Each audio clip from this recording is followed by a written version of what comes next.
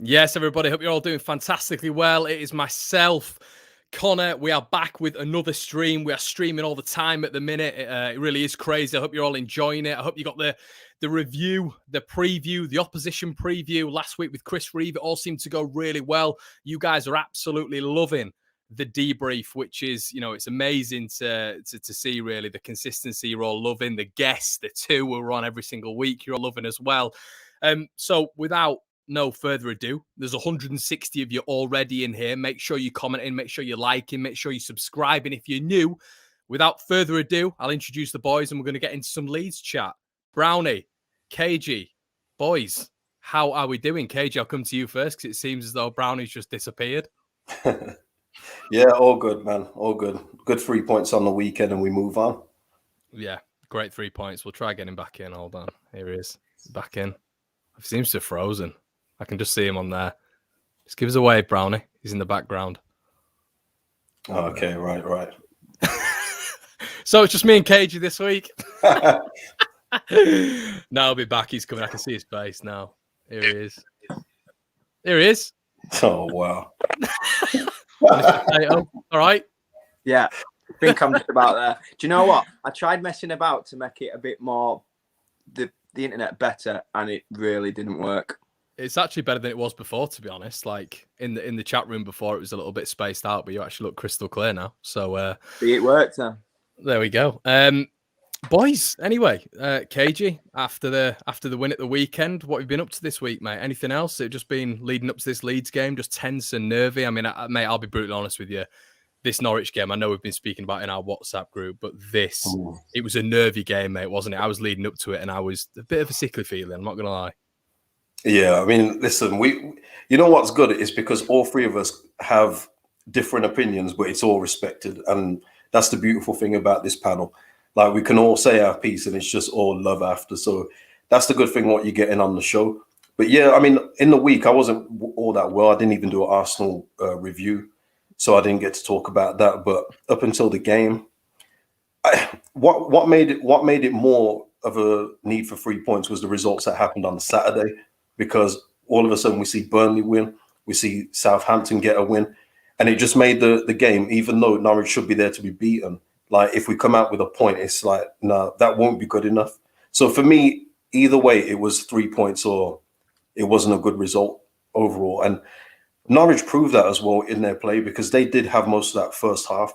So, and the fact that they couldn't convert any of those chances, I think speaks volumes of where they're going to be come the end of the season. So yeah, it was nervy during the game because, again, our performance isn't where we used to see it. But Brownie made a good point in the group chat, and he said, and I give him credit for this one, he said, because we finished 9th last year, it probably heightened expectations. But even I had tempered expectations in the summer, but I didn't know that the drop-off would be this severe in terms of performances given. But listen, we've still got guys to come back as well, and we'll touch on Bamford later, I'm sure. So yeah, all good, man. 3 points, and we'll try and move on to Leicester. Dave, do you wish you had a plane down to Norwich? Oh, not half. Bloody hell. I'm telling you now, that is just a never-ending. It's just like a never-ending road, and there's nowhere to overtake. It's just one road in, one road out, and it's disgusting. And I tell you what, if we hadn't won, that journey home would have been a nightmare. It got dark by about 4 o'clock. Ooh, dark by about 4 o'clock. It was horrible, mate. But yeah, I echo I think Steve's still driving. Slow and steady wins the race.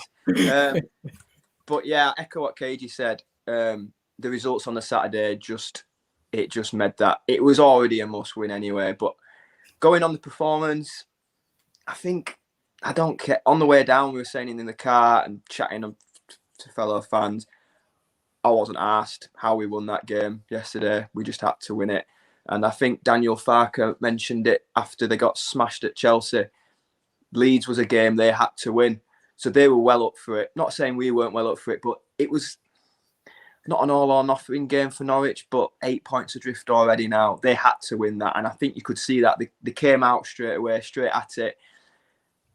And I don't know, it was one of them where it was good to see us have to grind it out. Yeah, it'd have been nice to go and win 3 or 4-0, but just to see that resilient, grind it out, 5 minutes injury time. I'm sure we'll touch on Anthony Taylor towards the end of this video as well.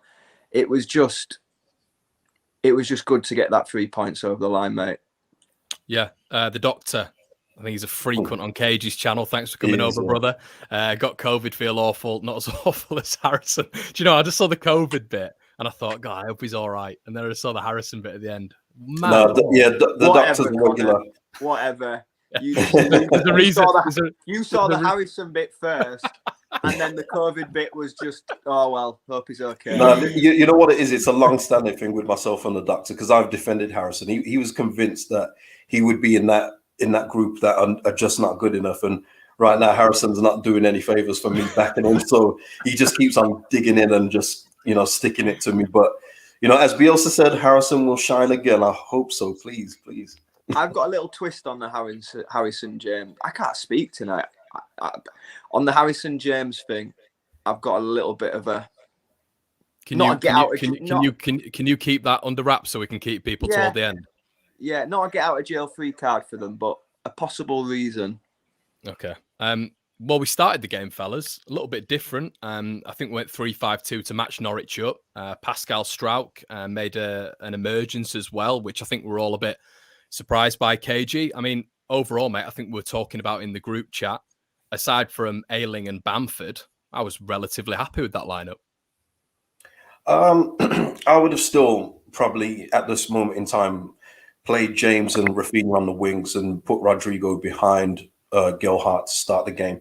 I just thought that Gelhardt is riding a wave of that Wolves performance, and I think he should have been rewarded with a start in this game, and he didn't even come off the bench in it. So, and it just kind of goes against that thing as well, where Bielsa just keeps playing certain players who are off form continuously, but yet somebody has actually done something good, and he didn't get a minute. But we'll see what happens in the future. But yeah, happy with the lineup.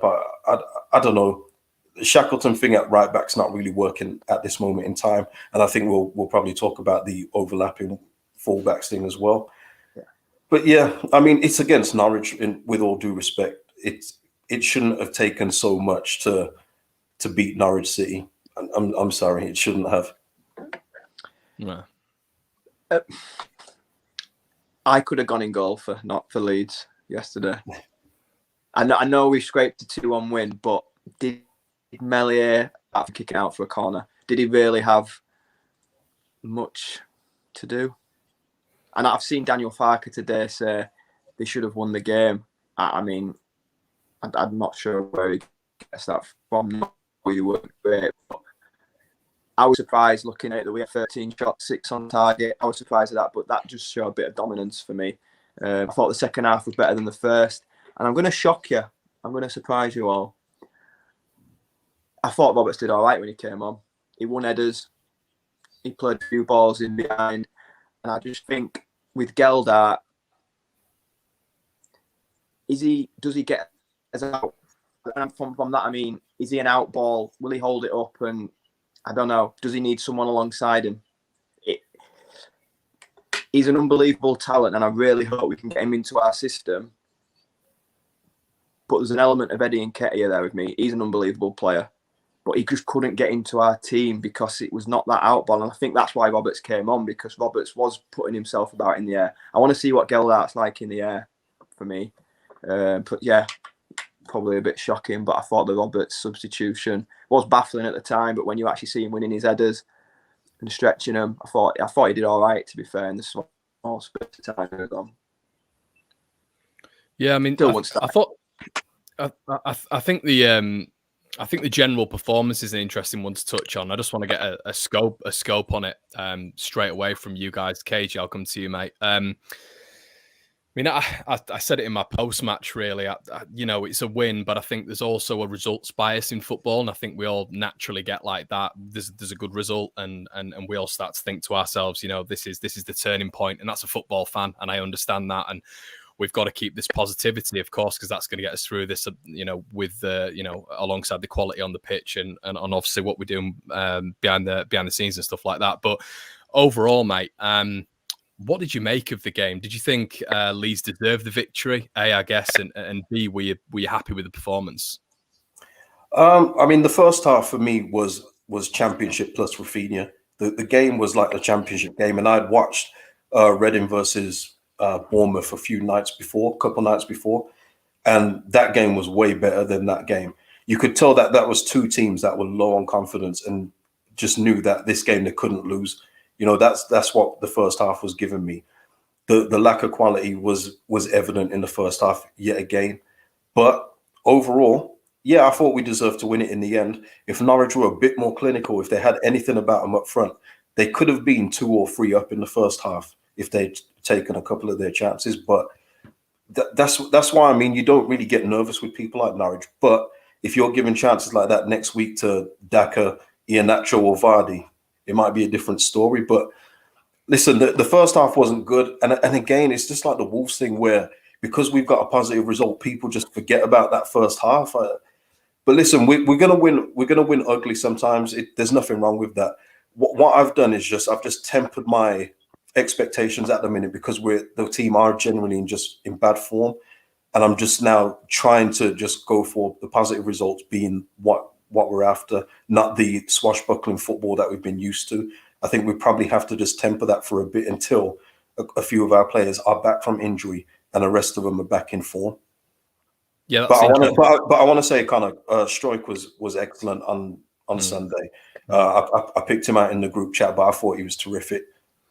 Yeah, it was fantastic. It's interesting what you say there about tapering expectations and just going for the nitty gritty and going for the win. I feel towards the back end of the Championship, we were winning games, but I think as a collective, as a fan base, we're all just thinking to ourselves, we'll get through it. Barnsley sticks out as a nitty gritty performance where we just had to get it over the line, and it does feel like that at this moment in time, KG, in terms of just getting those points on the board, and performances sort of go out the window. I mean, does it concern you at all that the 2 victories this season have just come from 2 newly promoted, I would say, poor teams?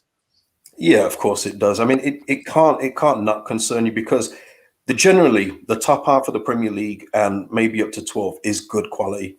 You're talking good teams there. Down the bottom, it's poor. And unfortunately, with our performances and results so far this season, we're one of those teams at this point in time. And there's no hiding from that. And I'm seeing a few people in denial with this, and they really shouldn't be. The results speak for themselves. And like you say, we've won against Norwich and Watford only so far. And we've played Burnley, Newcastle in those fixtures too. So right now, we have to just grind out these results. If that's the way that we've got to do it right now, that's the way we've got to do it. And I think Bielsa's mannerisms at the end was quite telling as well, because we got the victory. Usually he's up with a smile, shake the hand.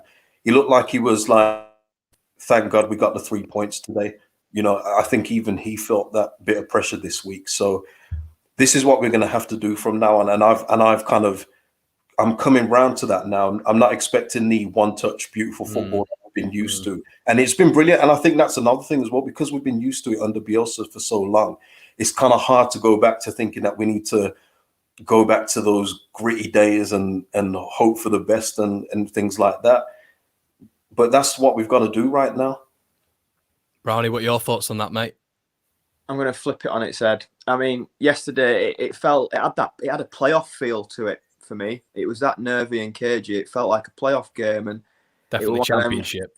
It was one of them where, yeah, we did have to win. But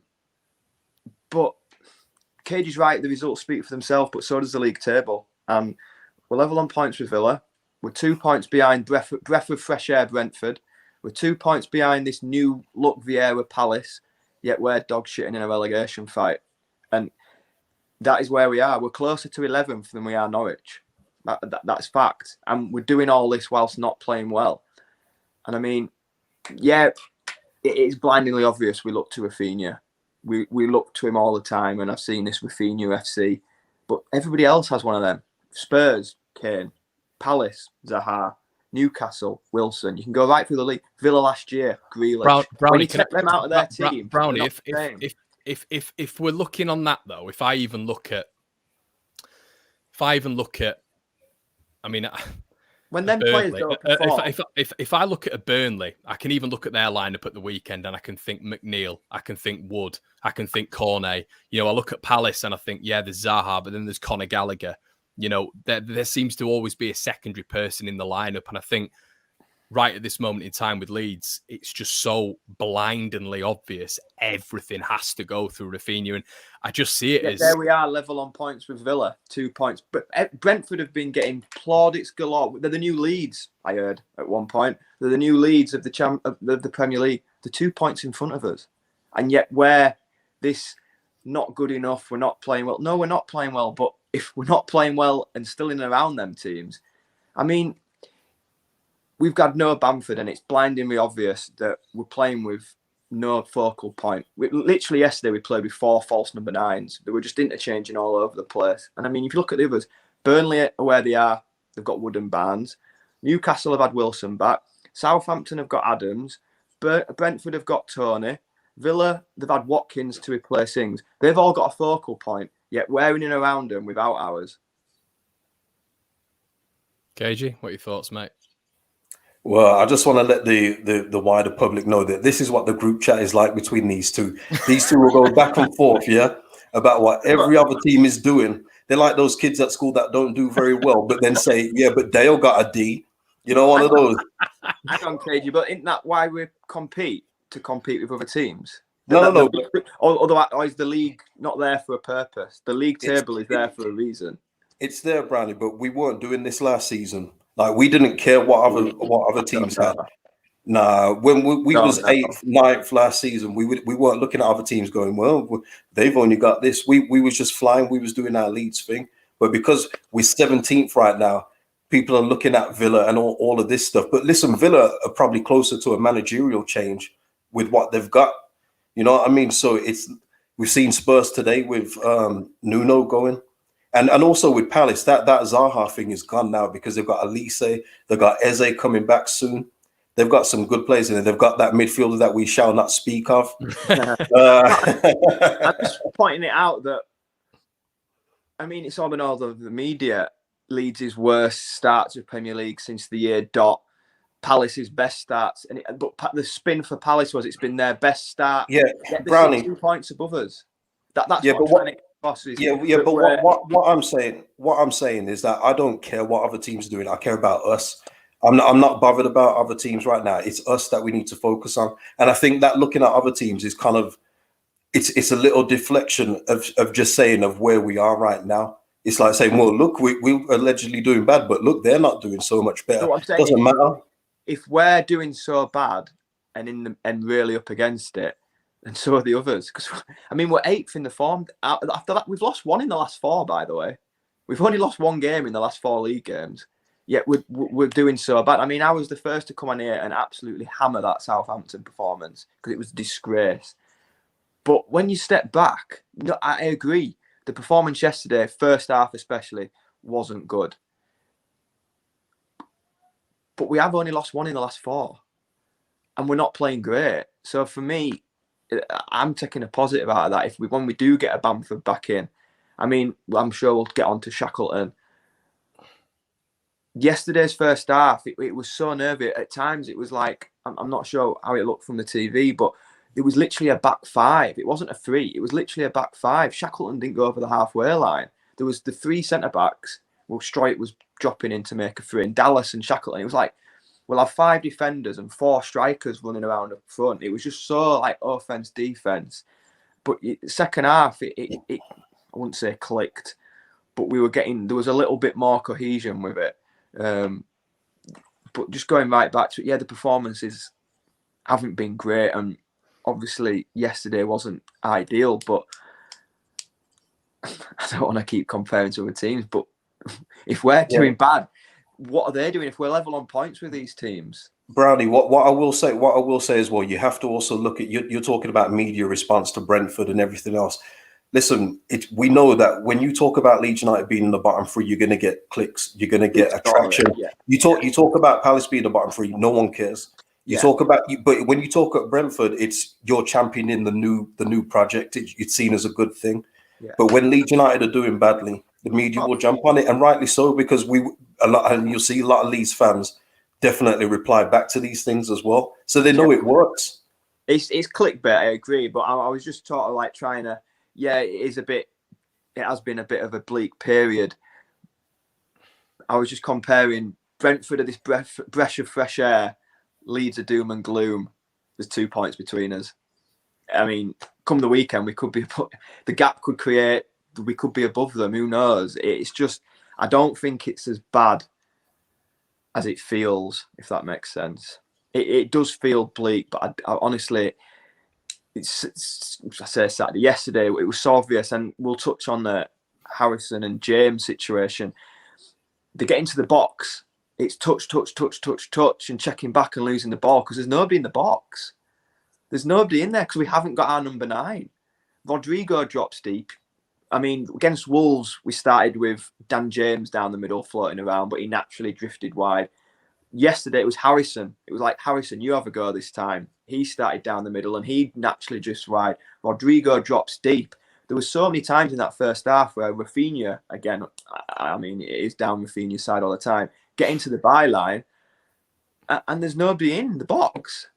So I'm just saying, I think we are in and around these teams on points-wise. But then when you chuck a Bamford in there as well, I just don't think it's as bleak as it feels. I think the big thing is as well, I think the issue with it in terms of the players that we've got out, Junior Firpo, we were of the understanding that he was going to be back. He was fit and healthy for this game.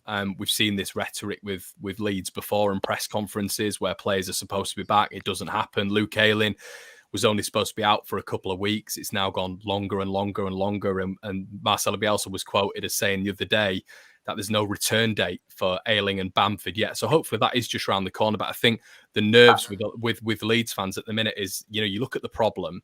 The problems are when we're going forward, there is no focal point. Rodrigo is essentially a cam, and we tried to deploy James, Harrison and Raphinha in and around the striker, centre-forward, shadow striker positions. So that's the problem. Bamford does definitely help that, but also Luke Ayling. I know he didn't have a great start to the season, but his progressive running was one of the best in Europe last year. He was absolutely fabulous at just getting to the byline, and we're massively missing that offensive threat, even if it is just on the right-hand side and people are talking about Alioski not being there. I understand that, but Luke Ayling was absolutely huge, and that cohesive partnership with Raphinha is something that we're hugely missing. So I completely agree with you, Brownie. I think that's definitely a massive problem at this moment in time. I mean, I wanted to touch on the James and Harrison front two, and I just wanted to incorporate Rodrigo into that. I said on our One Leeds Twitter that he was fantastic. Now, when I said he was fantastic, I think I'm sort of looking at his season so far and his performances in a Leeds shirt. I thought that was one of his better ones. So maybe a little bit over the top when you're talking about fantastic, but in terms of his overall performances for Leeds, it was one of his better ones. He was in sort of an advanced state. I thought he was in a bit of a cam position. KG, was it one of his better performances in this game? It was, but that's again showing just how low the bar is in terms of one of his better performances. But we was playing with multiple false nines yesterday, and Brownie made the point earlier. I don't know can't remember if you expand on it or if it was in the group chat, but a natural striker being there in Bamford, it helps us immensely. What does he bring, KG? KG, just to outline it, and we were speaking about on the group chat, but for people who are going to ask this question, because they will, and I understand that, because Bamford had a bit of a poor start to the season, and people might think, well, he didn't make a big start, he didn't make a massive impact at the start. What essentially does he bring to this Leeds United outfit right now? How does he change it? Well, what people need to understand is we are a system team. Let's get that straight. We need to plug in players that can fit the system. And when we don't have those, we struggle. As you can clearly see this season, we have playing so many players out of position. It's unreal. So when you get a Bamford back in who is your natural forward, he's our natural pressing forward. That's what we have to do. We have to press from the front. We miss that. We miss his hold-up play. We miss his ability to win balls in the air. Our squad is so small in height. It's unbelievable. But he wins balls in the air and he brings other people into play. And much like what Brownie's saying in regards to Dan James needed another touch, Harrison needed another touch. He is in the box for these chances to be taken, or at least have a go at. And Bamford not being there is a big miss because Rodrigo isn't a natural forward. He just isn't. So KG, why then? Why, when you look at this Leeds United side, and we always go on about central midfielders, we always talk about potentially fullbacks, whatever, and reinvigorating that aspect of Leeds United. If it's all system-based, Gelhardt isn't Bamford-esque. Rodrigo isn't Bamford-esque. Roberts isn't Bamford-esque. Greenwood isn't Bamford-esque. So this system-based thing, it's a real struggle, isn't it, when you're looking at the depth of Leeds going forward, because this is always going to be a problem. This is the problem that we have all said before, and we can't do nothing about it now. But recruitment wasn't enough. It's as simple as that. We just didn't recruit properly. I think they really overestimated what we did last season. I really do, and it's kind of biting them in the bottom right now. So it is definitely a thing where we haven't recruited enough players, which is why we're seeing so many people in different positions. Dallas at left back, Struijk just a bit further forward, James and Harrison through the middle. Like we didn't cover ourselves properly in the transfer market. But again, we can't do anything about it now, so we have to go with the people that we have now. Gelhardt, I would say, does press a little bit from the front, just from what I've seen so far. I wouldn't put Greenwood in this yet. I don't think Greenwood's I don't think he's ready in the first team just yet, myself personally. I don't put Greenwood in that Creswell, Gelhardt drama bubble just yet. I just don't. But Gelhardt, for me, I think can do the work up front. I really do. And he's got the ability to move with the ball.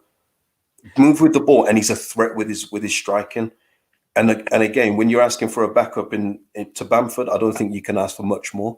But stylistically, I feel like in the 3-3-1-3 in particular, when the opposition have two up top, Leeds will go long and we'll bypass the midfield. We see that all the time. We either go out wide or we go long.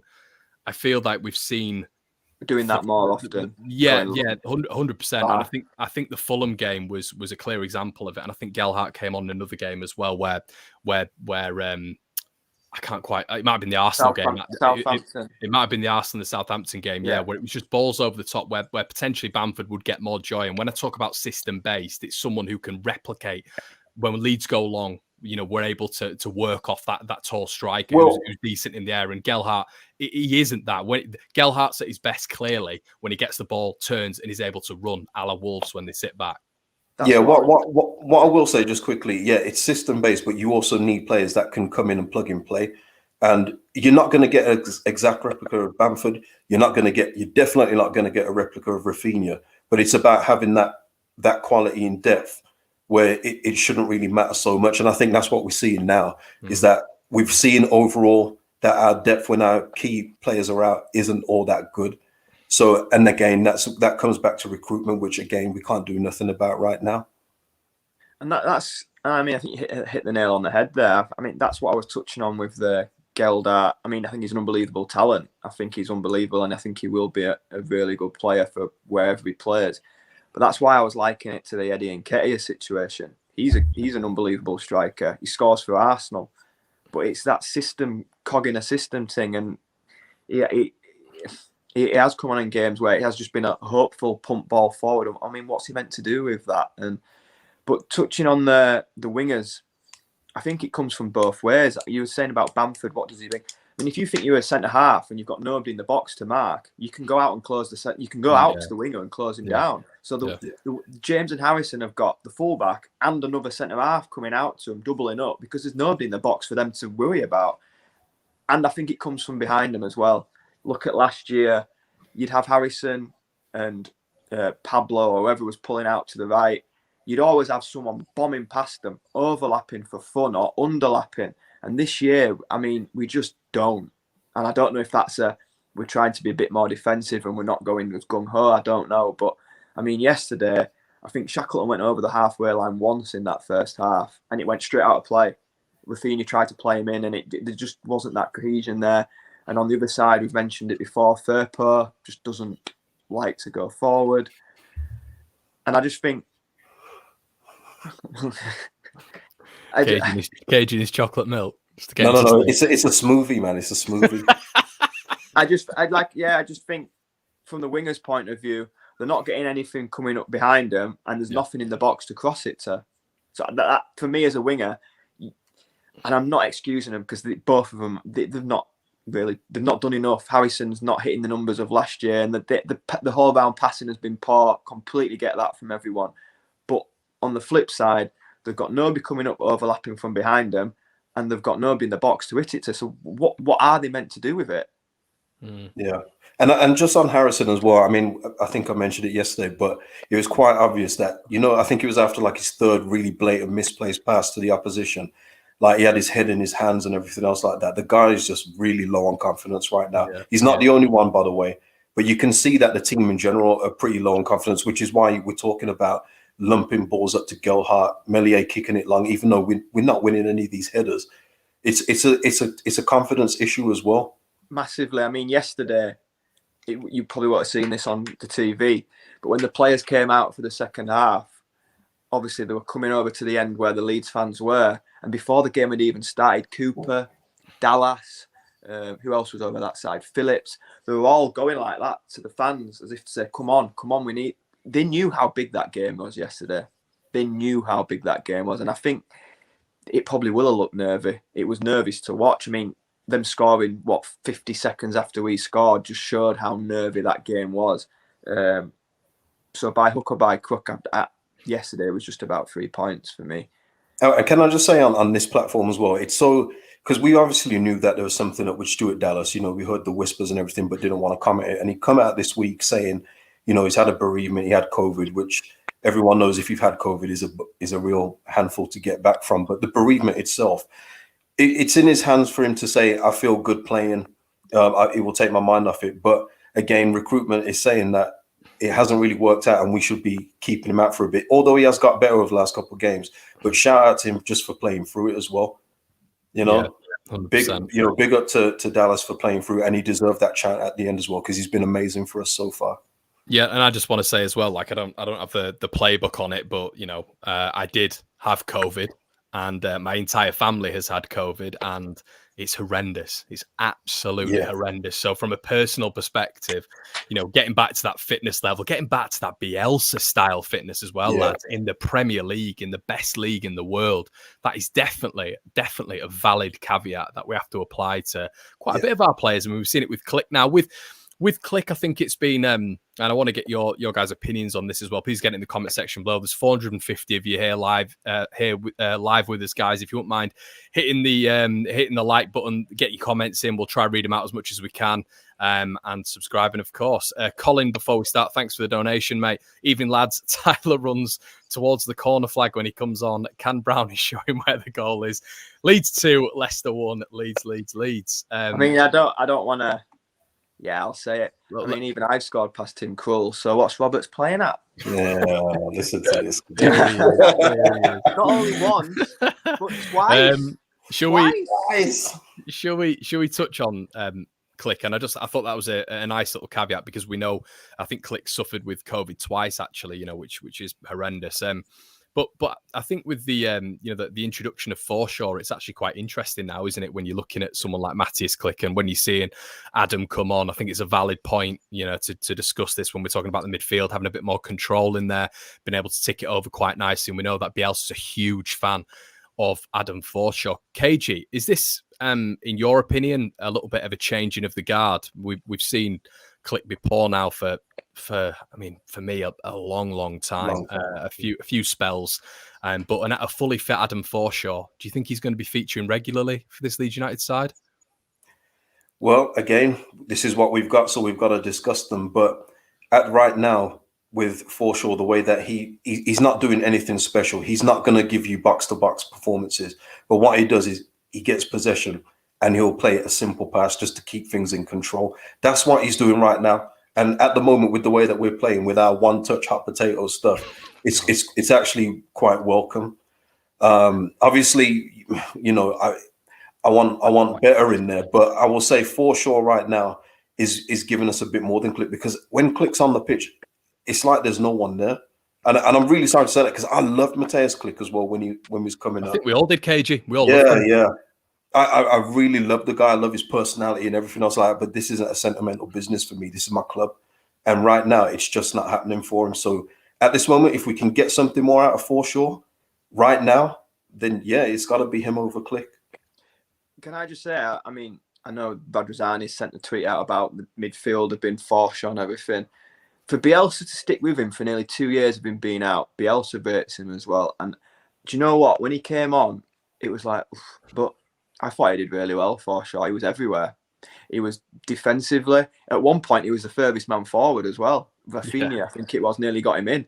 And he was, like KG said, he was breaking play up. He was getting in the way of things, and then he doesn't do anything spectacular with his long passing like we see Phillips and Striker. He just gives a nice simple pass out where, and sometimes it just calmed things down a little bit. It was so, when them 3 goals went bam, bam, bam, it was very erratic, and I think he just helped settle it a little bit. And there was a goal kick in the first half, and I wish I'd have got a picture of it. There was Raphinha, James at one side, Rodrigo. It was like a horseshoe was the pitch, and there was just Phillips stood in the middle with about 60 yards with no Leeds shirt near him. It was just a circle of Leeds players and just that one midfield in the middle. And I think that's why we've been up against it, because there's been nobody in there with him. And I know Click's been in there at times. Dallas has had a spell. I think we need another person in there as an anchor, to be honest. Yeah, it sounds really harsh, but I think it is. I look at Forshaw as a stopgap. You know, I don't think he's going to be a consistent player for this Leeds side. I think we need a younger Forshaw-esque type of player. I think we need 1 or 2 players, to be honest with you, but someone who's calm and composed in the midfield. Leeds have lacked for a long time now, and you know, I think that's why there's always cries for Lewis Bate, and you know, I think Adam Forshaw, if he can stay fit, he can really become just a mainstay in the side. And exactly like you two have said, there were so many moments in that first half, and you might have caught it down there, Brownie. I wouldn't know how it had looked down there, to be honest. But like with regards to just watching it on the TV, there were so many times, and Raphinha was winding me up massively in the first half. It was the ball had come to him, and him and Rodrigo would almost just have a one-touch session. They'd have a one-touch session, but what would happen is Raphinha would one-touch it to Rodrigo. Rodrigo would scuff it back to him, and then you get Obamadele, I think that's how you pronounce his name. Sorry if I murdered that. Intercepting the ball, and then they'd just stream through the middle again. And that kept happening in the first half. And I think that was where a lot of Leeds' play was breaking down. It was the erratic one-touch, two-touch football. And I think when Adam Forshaw came on, there's absolutely no coincidence that when he came on, Leeds really settled into the victory, and Norwich really weren't able to gain any sort of momentum after that, in my opinion. Talking of momentum, and I think this is another little caveat as to why the game was like this, and maybe a bit scrappy and just not really good standard. Norwich had 23-24 free kicks. Now, I mean, that's a free kick nearly 3 or 4 minutes. The game, I don't know how it felt on TV. The game, especially first half, it felt like there was a free kick at literally every 90 seconds. The game just couldn't get going. It was foul. I mean, there was one point, I don't know if it's shown on the TV, Phillips lost his head. They had to pull Cooper over for Anthony Taylor to have a word with Phillips, because it was that obvious that, I mean, I don't want to go down the referee route. We know what Anthony Taylor's like. Whenever we have him, the other team get everything. But it just felt like there was a free kick literally every couple of minutes, and it just killed the whole flow of the game for me in that first half. Yeah, the referee he hasn't applied the rules that have happened this season, where if someone gets touched a little and goes over the ball, that you're not supposed to give the free kick. He was giving them all. So, but to be fair as well, a few of our players, and Phillips being one of them, were giving away silly little fouls here and there. So it was partly on him, but it was on a couple of our players too. But that referee, I mean, I don't rate that referee anyway. Just little things like yellow cards. I mean, Cody Drama got booked after about 90 seconds of being on. For his first foul, yet you'd have the same Norwich player. I'm not even going to attempt it, Connor. Not even going to attempt it. I'll just not get his name right. But I thought he must have kicked Raphinha in air 4 or 5 times, and it just felt nothing. Was I don't know if you guys spotted this. Was Tim Krul sort of time wasting in the 25th minute? Yeah. That's why it surprised me that there was only a minute at the end of the first half, because Krul had the ball for about 3 of them. So it was really weird that it was only a minute added on. That's one of my pet hates with football. You can time waste like hell in the first half, get a minute. You're right. Norwich were time wasting that first half. They were killing that game. When we do it in the second half, 5 minutes goes up. I mean, it was no different from the first half to the second half, but because it's the second half, it gets highlighted more. There we go, lads. Jay Patel. Obadeli, lads. Is that lads for us, or is that part of his name? Oh, Lord. Bomber jelly, lad. I'm not even going to try it. Oh, so can I just say to someone's response there? I'm on Swift scouting duties for Reading, and yeah, he looks like he'd be good in the Prem. Just saying. I'm just saying, if we are still linked with him in January and there's any chance of getting this guy, I would. That's one, KG. That's one where it's a John Swift who is a central attacking playmaker, which we've missed since the days of Samuel Saiz. But 15 appearances. I think he scored 8 goals. He's got 6 assists. But not only that, if you bring in just someone like a John Swift and then a Lewis O'Brien, just as a supplementary, just to learn the system. And even if you want to go down the cheap route, who knows? There is still a route forward for Leeds United. Yeah, I'm not on that Lewis O'Brien thing. I'm glad that the club stuck to their guns and didn't pay over the odds for him. I'm very pleased with them about that. But John Swift, I got time for that guy. He's good. Yeah, I mean, I think the only thing that we're going on once again. But someone said we love a caveat, and we do. You're right. But the thing what I like with Lewis O'Brien is he's moldable. He'd fit the system. He's a grafter. Anytime I've seen him at Ellen Road, he's very good. He's that cliche press resistant as well. He can move forward. He's a good ball carrier. So I think when you look at his attributes, I think he'd fit in quite nicely. But would I like to see Leeds go for someone who's that next level? Of course I would. And I think that is. Listen, am I just settling there? I probably am. Yeah, but kind of what I will say though about Lewis O'Brien is that he was 13 million before he signed the contract. I believe he signed one now. So unless he's got a minimum fee release clause in there, it's going to be even more expensive. And for me, nah, not for me. No, I understand. For me with that, for me with that is, and I felt like this with Sheffield United, and who's the other one that's gone down recently? Norwich. When they get into the Premier League, they're signing good Championship players. It almost feels like they're getting ready for when they go back down, but they have a good Championship squad to come back. I don't want to go down the route, and I've seen a comment before about, and we've said it ourselves, we need to evolve as time goes. For me, I want to see that. We've bought a new Raphinha. I want to see 2 or 3 players of that ilk. That's what's going to take us to the next level, not players from Huddersfield Town, with all due respect. Well, Brownie, listen, on that, what I will say is that the Championship has got talent where we can go up. And I've been on shows before where I've said certain players will make it, and they've all made it. Actually, one didn't make it, and that was, hold on. They've all made on then. No, hold on. Let me cook. Yeah. It was, it's West Brom striker, the one that was at Grant. Jeff No. He didn't make it. But the ones at West Ham have made it. Bowen, Ben Rama, the Palace guys are going to make it. Eze, Elise. There's talent in there that you can bring from the Championship and enhance your squad. I agree. If you're going in there for like Ollie McBurney's and stuff like that, you're in trouble. But for me, John Swift looks like he's got about him where he can play in this league. Definitely. He's got all the attributes to do it. 14 of Reading's 20 goals have come from John Smith with a goal or assist. Hey. So, I mean, that's staggering, to be honest. But I think he's got a Fulham promotion signing written all over him. That's what it is. No disrespect. I just feel like it's going to be impossible. We've spoke about this to keep Raphinha, but if we want to go to that next level and keep players like that, we need to supplement them players with the next level. Mm-hmm. Without sounding a complete idiot, well, not an idiot, but harsh. Raphinha's gone away with Brazil. He's come back and he's playing on the right-hand side with Jamie Shackleton. Yeah. Is that going to keep him at our club? No. It's supplement players. And I'm not saying Jamie Shackleton's a bad footballer. I don't want it to be taken like that. He's not. He plays for Leeds. He's a good footballer. But you need to supplement stardom with a bit more stardom. But Brownie, I think it's just I know what you're saying, and I think that's a good model going forward. But I mean, just the realism is Raphinha's gone in the summer. I think it's just I think Leeds could finish 8th and he'd be gone. In my personal opinion, I don't think we're going to keep hold of him at all unless we finish in the top 4. Remarkably, not when he's researching 2019 articles and he's posting on Instagram that we are Leeds, not Barcelona. Yeah. Maybe. No, I don't want to go into the Raphinha leaving thing. Listen, but what I will say is that, we do need better players around Raphinha. That's pretty obvious if we've got any hope of him staying. A bit like with Declan Rice at West Ham, where they've really supplemented that squad and made them an absolutely well-oiled machine now. They're consistently in that top 6 the last couple of years.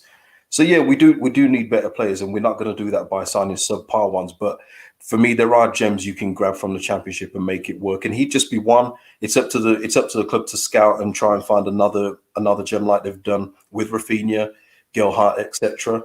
But yeah, it's on recruitment to do that. So we just have to wait and see what they can do. You know, someone in the chat there saying Damsgaard and stuff. I mean, you're talking expensive currency here. Noah Lang is going to be expensive now. And will he drop out of the Champions League to come? Who knows?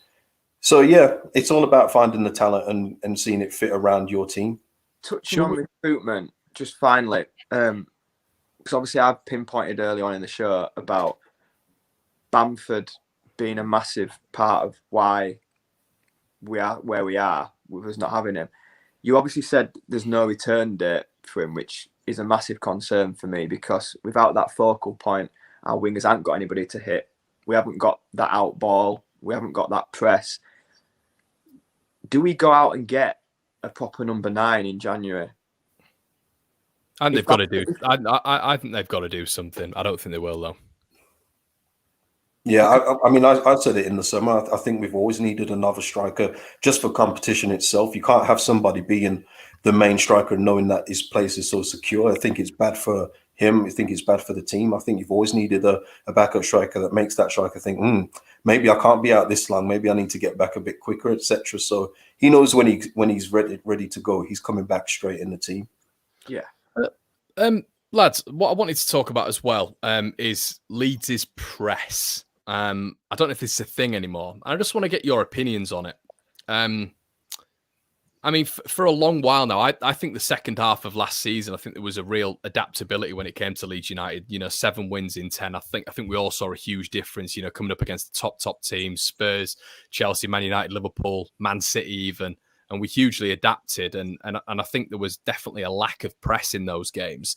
A lot of people are saying that we've gone gung-ho again this season, and I've probably fallen into that trap. But for me, Leeds, obviously there isn't that much of a midfield there anyway, but there's no way we're playing through the transitions anymore, in my opinion. I think, we're going long a lot more, and I think there's definitely a lack of press at this moment in time. And when I say at this moment in time, I think it's been for quite a while.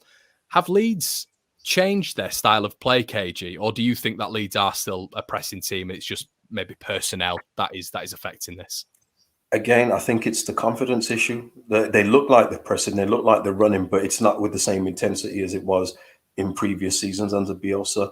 So they're still doing all the things, but what we're seeing as well is that when we get attacked, the players aren't coming back as quickly as they probably did before. So the gaps, I mean, we've been through it before, but some of the gaps are just criminal what we leave when we're leaving our defenders one-on-one with players.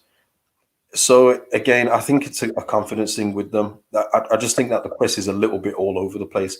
Whereas before remember when we'd see like 4 players hunt down a player and we can get the ball back and do our thing. We haven't seen that properly at all this season so far. Yeah, I was just going to say exactly the same. We seem to be going in 1s and 2s. We don't seem to be hunting as a pack. And I don't know if that's personnel, new players coming in, learning the system. I don't know what it is, but we certainly don't press from the front as much as we did anymore. Taking the Watford game out of the equation, where I thought we did it really well. Dan James was flying. We were really high in that game. Certainly yesterday, I didn't see it.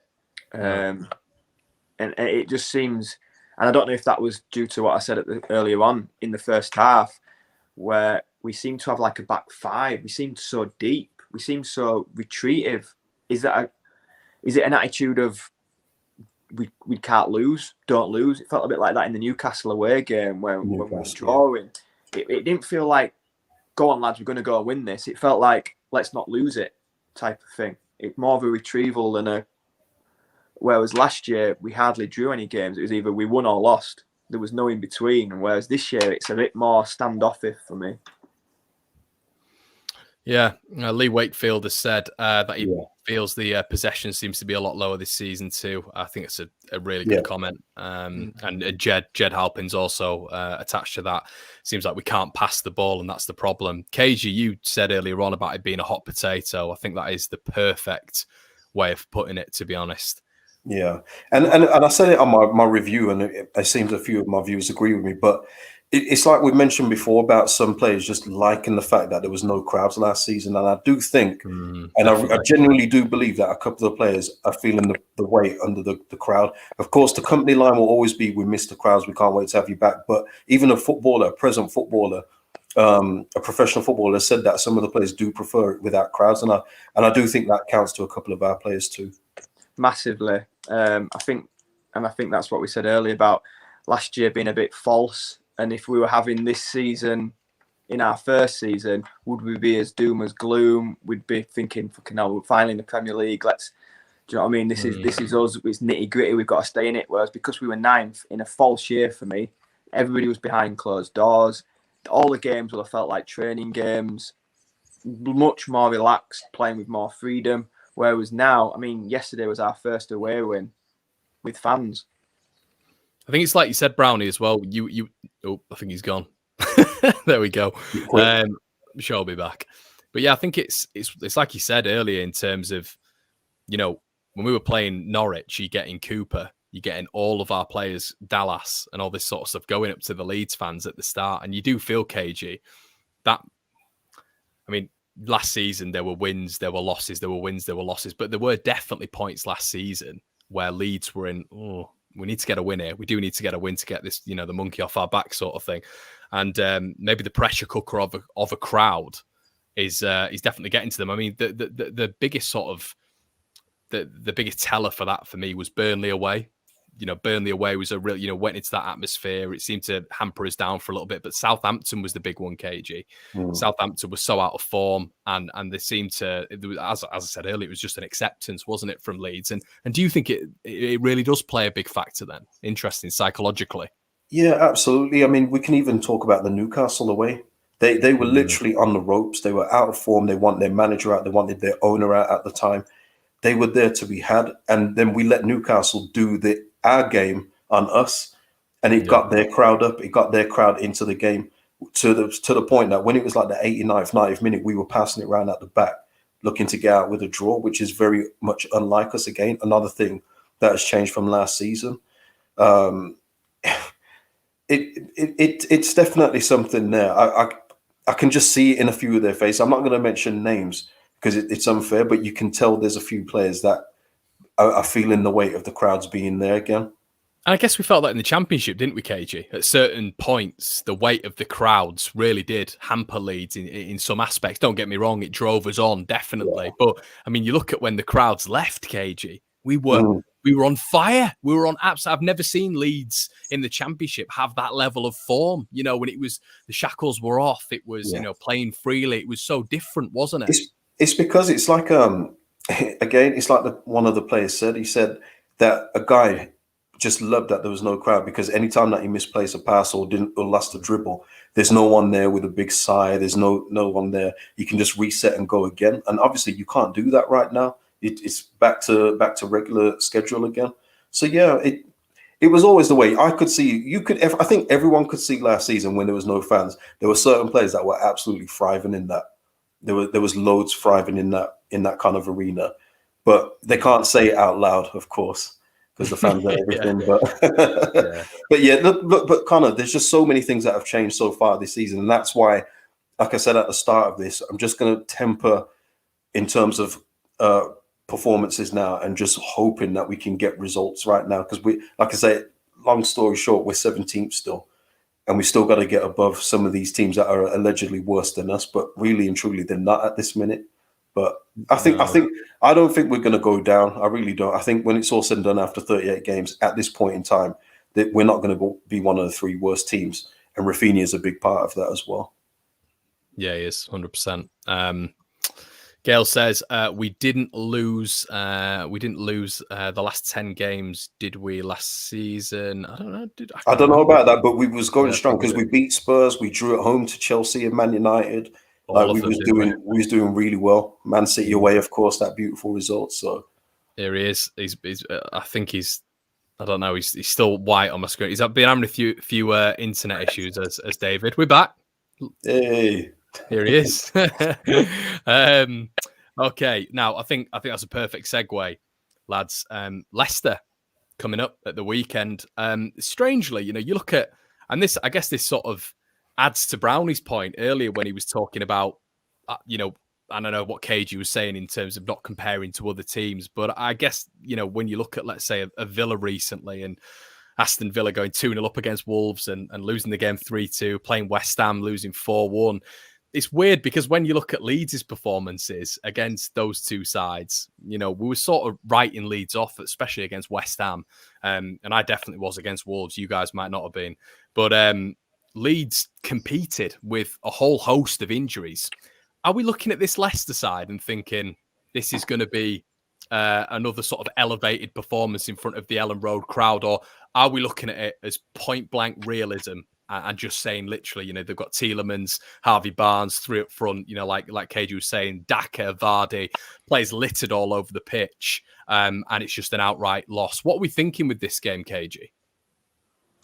Well, Leicester, I don't know if you just mentioned Formula. I thought you was going to Brownie first, but in terms of Leicester, they started out with no Fofana. That was a big loss for them at centre-back. But also what Brendan Rodgers was doing was still pursuing with Maddison and dropping Iheanacho, who was on fire in the second half of last season.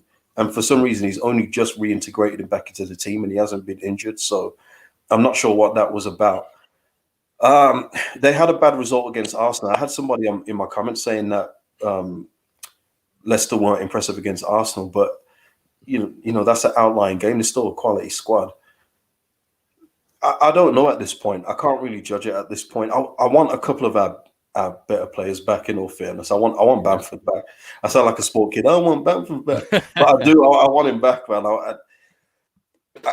Is it winnable? Of course it's winnable at Ellen Road. But Leicester will be wounded after that one last year because it was poor against Arsenal. And they were on top of Arsenal and, Ramsdale kept Arsenal in that game. So who knows what's going to happen in that next one. This is me saying that I can't judge it right now, basically. For me, and this is, again, marries up with why I don't think we're in any danger. Yeah, we have the odd one or two where we get absolutely hammered, like Man United at the start of the season. We have them games. But you're right, Connor. West Ham, before Antonio snatched it at the end, it could have gone either way. We were well in that game. Everton at home, we rode our luck just after half time. Could have gone on and won that game. We always compete in games. Went to the Emirates last week. First half, I thought we were more than in the game. So why not? Leicester have got good players, yeah, but we seem to always compete. We do seem to compete. I take that we have the odd one or two howler results thrown in there, but we do genuinely compete in games. And I've said it before, we feel like we're in a bit of a downward spiral, but we've lost 1 in 4. Is Jamie Vardy the difference? It's a concern. It's a massive concern. It really is. Yeah, he's one of a few players, though, isn't he? I mean, when you're talking a midfield battle and you're talking Yuri Tielemans, he's going to be walking around our central midfield like no one's there. So there's a few concerns. They've also got Ricardo at fullback, who's a brilliant attacking fullback. I don't think KJ. I don't think him, Ndidi, and Vardy were fit last time, were they? I don't think. I can't remember. Yeah, I don't think. No, they smashed us at Ellen Road. They really did. But then we went to, I'm going to say Filbert Street then, showing my age. We went to the King Power and we did one on them. Gary Lineker chased you off. Yeah, Muzzy is it and Neil Lennon. Is it? But yeah, it's weird, isn't it? Because we've been out of the Premier League so long. Like when you go into Arsenal the other night, you think we're going to get smashed here. But we compete. We play in Leicester and you think they won the Premier League a few years ago. Is them being in Europe catching up on them a little bit? I don't know. But I don't think we'll be... I think we'll compete with them. I think we'll get something from the game. I really do. Really? Okay, it's interesting. It's funny, isn't it? Because you look at how will Leeds approach this game? What would Bielsa be thinking? I mean, listen, it's plan A and doing plan A even better, but you do feel in those transitional moments like KG was just talking about, Leicester are going to be very, very dangerous. I mean, you know, I think they brought Harvey Barnes on at the weekend, didn't they? And I think is it Samore in the middle as well? I think he went off. Yeah, Samare. I think he went off injured, didn't he? I don't know if he came back on. I'm not sure, but it's just littered, isn't it? And that's the difference. Yeah, the quality of what for me is a yardstick is I always look at the sub benches. Whenever we play a team, I look at the benches, and whenever we compare our bench to theirs, no matter who we play, it's nowhere near. Yeah. What I will say is though is, you know, I know people love to forget our first halves like they never happened, but if we do start the game like we have done in the previous first halves against Wolves and Norwich, Leicester have definitely got the quality to punish us for sloppy play. Most definitely, where you're talking Vardy, Daka, Iheanacho, Maddison, Barnes, Tielemans, they've got the weapons to punish any kind of slack play that if we're going to start as slow as we have done in the previous 2 games. Yeah, for me, we need 10 wins. I don't even think you need 40 points this year. We need 10 wins from the remaining 28. We've mentioned the teams down there, Burnley, Newcastle. Seems so scary now, doesn't it? 10 wins. It's like, oh, God. Burnley, we've mentioned Burnley, Newcastle, Southampton, all down at Norwich. They've all got to come to Elland Road. All them games have been away, by the way. And we've mentioned the impact of the fans. They've all been away games. They've all got to come to Elland Road. I think we'll be more than fine. I mean... Yeah. I do.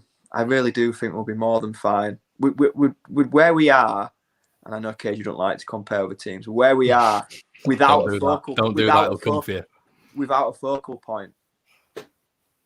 But on the flip side, it is a concern. We don't know when that focal point is back. Yeah, I was going to say it would just be nice to just have a little time frame of when we're going to get a couple of these players back, because right now we've got an indefinite timeline. So it's kind of like when, okay, well, he's not going to be back soon, but how soon is soon? Because Forshaw was soon at one point, remember? so it's like, oh gosh, please don't be too injured. You know, it just feels like every week we're refreshing Twitter an hour before kickoff to what the team is, just to see who's available. That's what it feels like every week for me. It's like, oh my God, who's back? And it just feels like we never have a full complement of what we need. Well, we haven't. I think there was a stat last year, wasn't there? We've never had a fully fit squad under Bielsa. So I think we all there's going to be we need our best players back, of course we do. But when our best players come back, then the functional players in the system might have to take a step out because of injury. You know, hopefully not your likes of Forshaw or I don't know. I don't know who the functional players are anymore, to be quite honest with you. Maybe you sort of Liam Cooper's who's due an injury, isn't he? We could get to Sunday though and be back in the bottom 3 again because we play on the Sunday after everybody else. We do. So there's that element for any. Will it be another nervy game where we have to win it? It's like Sheffield United vibes, isn't it? When we went up, and we kept playing on the Sunday. And then the following week, no, we didn't go up. It's international. It's international, isn't it? We have the international break, and then we have Tottenham on the Sunday. So we for the next period of time, we're going to be on the back foot a little bit. Nice of Tottenham to sack Nuno just before we go there, isn't it? That was decent. Yeah, that was great, wasn't it? And just on the relegation thing, I mean, I'm not sure when the last 40 point was, but recent history says you can get way less than 40 points and stay up, because when the bottom 3 have been putrid, they've been really, really bad. And you've also got to take into account. I know we're talking about 10 wins there, but it might even just be 6 and a whole host of draws. Yeah, listen. If you've heard Brighton's kind of wins over the last couple of years, they haven't really put many wins, but it's because the 3 below them have been so bad they haven't needed to win all that many. I think you're right, KG. I don't think it will be 40 points. Like you said, the bottom 3 are bad. Certainly, bottom 2 will be bad. There'll be low points. I mean, this is a big shout. I said in the car on the way home, as a bit of a joke, and then it sort of got a bit real. Do you think Norwich could go the whole year and not win a game? I mean, if they can't beat us at home when we're in an downward, who are they going to beat? I know. They were horrendous. Like we were bad on the day, but I mean, there was a comment on the radio. We didn't have to even be good to beat them. No, I think this might be a really tough thing to say, but I think, maybe outside of Watford, I think every other team maybe beats us at the weekend, in my personal opinion. You're looking at Norwich, who could potentially break the record of points So I don't think that 40 is good. I mean, the top end of the Premier League's a joke. Chelsea, Liverpool, Man City. I know there was a few freak results at the weekend, but I think the top end will be really high points and the bottom end will be really low points. So, I mean, I said 10 wins to get us to 40 points. I think Cage is right. 35, 36 probably keeps you in the league this year. Yeah, I mean, listen, you only had to listen to Farker after the game against Chelsea. Never mind us yesterday. Could you imagine a Leeds manager saying that after we lost 7-0? Can you imagine the reaction from our fan base if he came out just so nonchalant, like, yes, we lost 7-0, but we win against Leeds, very great. and we should win that one. And we're looking to get points, and it doesn't matter that we lost 7-0. Can you imagine a Leeds manager saying that? I just could not. No, it wouldn't happen. Do you know what got me for me in that Norwich game? It was the 94.5 minute. They had a free kick on the halfway line. They'd piled everybody into the box and they took it short. Yeah. They just don't seem to have any. It's low. They are low of confidence and quality all at the same time. I mean, quality is an issue for us too, but we do have some game changers. And we saw that when Raphinha opened the scoring. They don't have that. They are really, really bad. And I want to speak to somebody else about that soon. But yeah, I just don't get how their fans, if they are happy with it, can be satisfied with that. I don't know if it came across on the TV, but they were last 20 minutes, last 15 especially, when they could have really been going for it, and it was really negative. Always going back to Tim Krul, they weren't happy. They were booing. They were really getting annoyed. And I think you would as a fan. You get promoted, and they've done it twice now. They get promoted, and then they just don't even. And I heard it was on 5 Live because I was listening to the Villa West Ham game, and when they did the phone in after, they've spent the 11th most in Europe of Norwich this summer. The 11th most in Europe. Yeah, I think they spent 50, haven't they? I think someone came on. It said like they spent 60 and a bit, and it's just like, where have they spent it? But going back to one of the comments before about he don't think we're going to get any points out of the next 4 games and want some positivity. Bielsa's never lost 3 on the spin. That stat still remains. Oh no! Oh man! Never lost 3 on the spin, and when we looked at that run last year, we had the same run last year where it looked disgusting. We ended up going to the Etihad and winning. So. Yes. We've got some tough games coming up, haven't we? I mean, I think it's we'll wrap it up after this and we'll come to some score predictions. But just in general, there's been a lot of people who've been asking me, where do we think our next wins are coming from? And I want to get your guys' perspectives on where you think a few points may come from. I guess we've got, I think it's obviously the weekend's game. Then we've got Spurs, and then we've got Brighton, Palace, and Brentford. I think they're the next 5, and maybe on paper they look a little easier and a little bit mediocre in the Premier League, but they seem a little bit more difficult when they're coming up, don't they? For me, point Leicester. We'll get beat at Tottenham. We never do anything in London. We'll get beat at Tottenham. They'll have Conte in by then, and they'll be tactical geniuses. We'll get beat at Tottenham. I think we beat Brentford. I'd like to think it's Brighton. I'd like to think we beat Palace at home. That's end of November. What about Brighton, Brownie? I don't think we get beat by Palace, put it that way. And Brighton, we haven't got a good record at Brighton. We really haven't. Brighton, it really is a place where we go and we never get anything. I think we've got 1 draw there recently. They're a good team as well. They're a very good team. It's one of them where it's just, if you take the stats out of it and past records there, a point, good result away at Brighton, probably how they're playing, But on head to head, if you look at our record at Brighton, it's stinking. It really is. So I would like to think we beat Palace and Brentford at home and pick up a point against one of the other 3. So you're looking at what, 7 in 5 maybe? 7 in 5, I think, is a good return. Yeah. KG. Yeah. Hope for I'm just looking at it now. I hope for a draw against Leicester. Hopefully we can do a bit more, surprise them and get a win at home. That would be nice. The Spurs one was looking decent before they sacked Nuno. They've really not done us a favour here, especially getting someone like Conte. Because the thing is, as well, with Conte, he's going to get something out of Harry Kane as well. where no one, Harry Kane is down tools because he's very disappointed that he's not left. But I think Conte being there can motivate him again. Certainly won't have him playing on the left. Straight up as a top manager, he drops him. That's what a top manager does. They'll drop him. Certainly won't be playing on the left wing. Or DM. He plays in like the number 4 sometimes. It's ridiculous. But yeah, Leicester, hopefully a win, but a draw. Spurs probably a loss at this point. Brighton a loss just because Brighton don't convert well, but when Leeds are in town, we'll give you a gift. Palace at home. You see, I'm sometimes I go with stories in football, yeah. And there's a player that knew that he was very much wanted at Leeds and chose somewhere else, and he pops up with goals sometimes, and I just think he might have a say. So I don't want to go there, but if you're looking at that, that's the whole of November where you're thinking, are we going to win a game? Or does he come to Ellen Road, gets beat, and gets absolutely battered with abuse of you're to play for Leeds? How about? Yeah, that went well when they did it to Trent as well.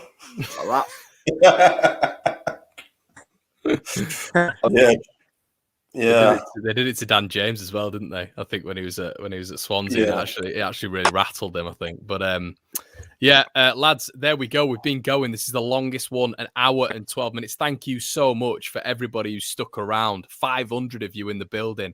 Make sure you're going over and subscribing to KG. Brownie's Twitter is in the description below. As we always say every week, Hang on. Popping up here again. Hang on. You're not getting out of this. Me and KG have put our necks on the line here. What do you think we're getting out of the next 5? Well, yeah, I didn't even realise. You see, he's quite smart, because people, I'll give you a little secret as well. I wasn't supposed to be here every week, but somehow I am.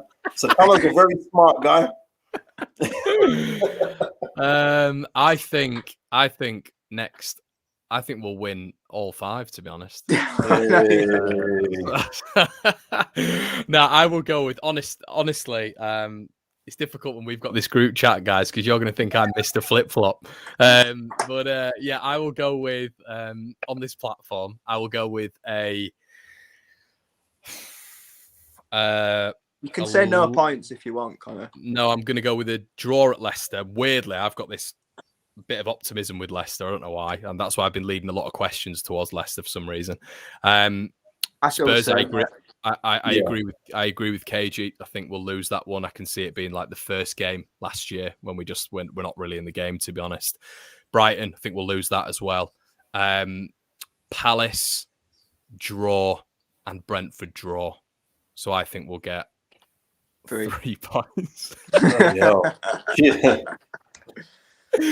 No, I just don't. Well, where was the wins coming from for you, KG? We're December with 13 points, Connor.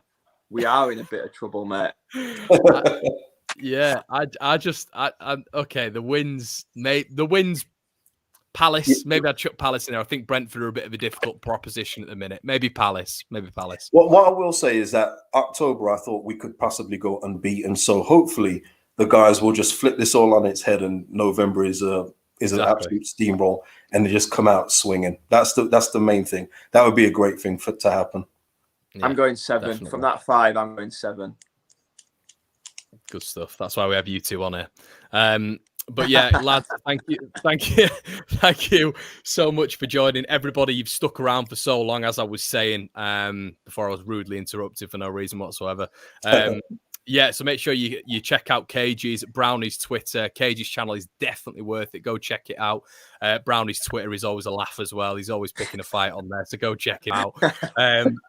Listen, we'll be back either Sunday or Monday next week. So keep your notifications switched on. If you're new around here, hit the notification bell so you are notified every time we're about to do a debrief. Like, comment, and subscribe. And guys, we will see you in a bit. Cheers.